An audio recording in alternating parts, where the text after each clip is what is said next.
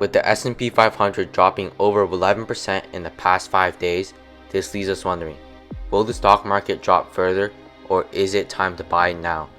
One famous investor, Michael Burry, believes it's time for a stock market bubble. In this video, I'm going to cover why Michael Burry believes we're in a similar situation to the 2008 recession. To give a little background information for those of you who don't know Michael Burry, he was part of the Big Short, a group of people who correctly predicted the recession and made hundreds of millions of dollars doing this. Michael Burry believes that passive investments are inflating the stock and bond prices in a similar way that collateralized debt obligations did for subprime mortgages more than 10 years ago. Michael Burry also talked about the longer the bull run, the bigger the crash will be. Over the past 12 years, we've seen a huge increase in the stock market, so it's clear that Michael Burry does believe this crash will be bigger than the 2008 recession. First, in order to get a clear understanding of what Michael Burry is predicting for us right now, we need to cover the 2008 recession. Essentially, before the 2008 crash, people were lending out money to buy homes, and these loans were called mortgages. These mortgages were loaned from banks, and banks sold these loans to other investors. The banks got greedy and started giving terrible loans to people with no reliability. After that, they sold these risky mortgages and overrated the safety of these mortgages. Mortgages that were extremely risky were wrongly rated AAA, and although this is illegal, the banks still continued to do it because they were greedy for money. This created a bubble in the housing market because people were constantly buying houses with these awful loans that the bank was giving. But like all bubbles, it popped. The housing market crashed, and investors like Michael Burry took advantage of the crash. These mortgage-backed securities that investors are buying were seen as extremely passive. They were easy money. And this is what people think of index funds. Many unknowledgeable investors are buying into index funds like S&P 500, and as a result, we're seeing a huge bull market to index funds like the S&P 500. The problem is, index funds like the S&P 500 contain many stocks. However, these investors don't take a look at what stocks are actually inside the S&P 500. And this portion of the segment is extremely similar to what happened in 2008 with mortgage-backed securities. No one took a look at what mortgages were actually inside this huge bundle of mortgages.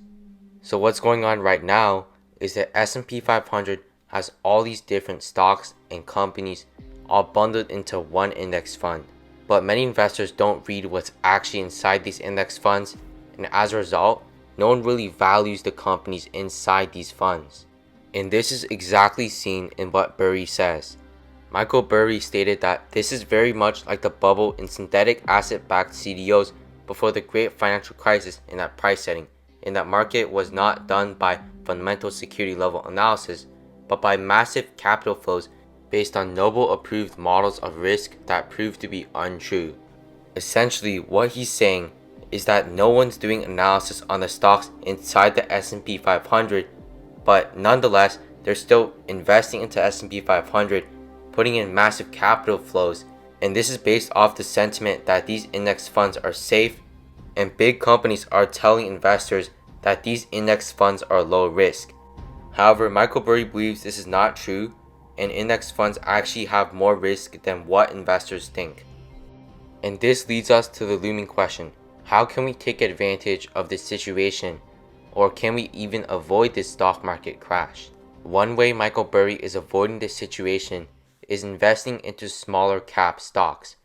These stocks have much lower liquidity than these larger cap stocks because the larger cap stocks are the ones that go inside these index funds. The large cap stocks are the ones that get pumped, the smaller caps don't. As a result, they won't be affected by a supposed index fund bubble, and those that are invested in smaller cap stocks will be able to avoid a stock market crash. However, personally, I don't like Michael Burry's approach when it comes to smaller cap stocks. Another method of approaching these stocks is by constructing an all-weather portfolio, and this is what Ray Dalio has done, where essentially, even in the bull market, his all-weather portfolio goes up, but in a recession, his portfolio actually won't go down. Instead of going down like all these other investors do Ray Dalio's all-weather portfolio still increases in value as the recession continues. To give you guys a little bit of background information on Ray Dalio, he is the co-chief investment officer of the investment firm called Bridgewater Associates, which is one of the world's largest hedge funds. Let's go ahead and take a look at what Ray Dalio has in this portfolio. First off, we can clearly see that most of his ETF is into bonds. These are fixed income, and therefore no matter what happens to the market, this portion of Ray Dalio's all-weather portfolio will continue getting this fixed income. 15% of this portfolio is in intermediate-term bonds, and 40% is in long-term bonds. Another huge portion of this portfolio is the SPDR Gold Trust. This is a great move against inflation and market downturns. And last but not least, 30% into stocks. This is a huge criticism many people have of Ray Dalio, that he just doesn't have enough stocks in his all-weather portfolio. But of course, this is the sacrifice of being an all-weather portfolio. You're going to have less gains in a bullish market. But then again, we're going to have to go back to the purpose of this portfolio, and that's to protect you against economic downturns. This approach is great, but it's not ideal for many investors. Let's take a look at Michael Burry's approach with smaller cap stocks. By law, Michael Burry has to disclose his bullish positions in his fund, but he doesn't have to disclose his short positions. As a result, we can only take a look at the stocks he owns currently and how he's using these stocks to prepare for a stock market crash. Michael Burry's largest position right now is GameStop, and he actually cut 21% of his shares, but it still makes up 17% of his total portfolio, and the stock is actually down 38% from its average cost basis. Personally, and I know many of you guys would agree, GameStop is just a dying company. However, Michael Burry wants to invest in GameStop, likely because of its extremely low value, with its price-to-sales ratio of just 0.05. Nonetheless, I don't agree with Michael Burry's decision to buy in the GameStop stock, but let me know what you think in the comment section below.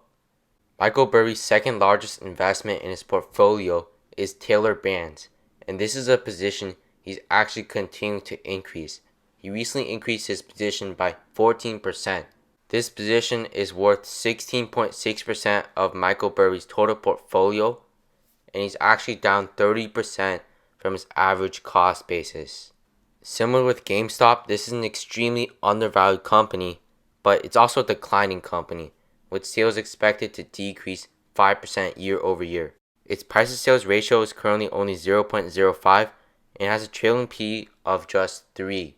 Taylor Brands is a stock that used to be trading at the $60 to $65 range, but now it's trading for only $3 a share. We can see that Michael Burry's approach to the upcoming recession he thinks there will be is to invest in smaller cap value opportunities in the market, and Taylor Brands is a great example of one of these stocks. Another stock Michael Burry is investing heavily into is Maxar Technologies. This is actually a relatively new buy, and this is a space technology company in Colorado, United States, and essentially what they do is service satellites and satellite products to places like the US Army. Michael Burry is actually already up 45% from his average cost basis on Maxar Technologies, and this makes up of around 12% of his total portfolio. Maxar Technologies used to be an extremely fast-growing company. Its sales in 2018 grew 37%. However, this growth started to slow down. In 2019, their sales only grew 1% year over year, and in 2020, now their sales is actually decreasing 10% year over year. However, things are starting to get better for Maxar Technologies, and in the next 12 months, they're actually expected to grow 4% year over year in sales. And as a result of this huge panic investors were having with Maxar Technologies, their price-to-sales ratio is only at 0.45. So we can basically get a gist of what Michael Burry is doing with his current portfolio. He's buying into these riskier, smaller cap stocks, and these are investments that have very low value. They're opportunistic, and these are companies that have been through lots of struggle lately. For example, GameStop, this is a stock that everyone thinks will crash in the long term. But again, we just don't know his short positions, which is definitely the majority of his portfolio. And after the recent crash in the market, He's definitely made a nice profit out of those short positions. If you enjoyed this video, please hit that like button and subscribe, and I hope to see you in another video.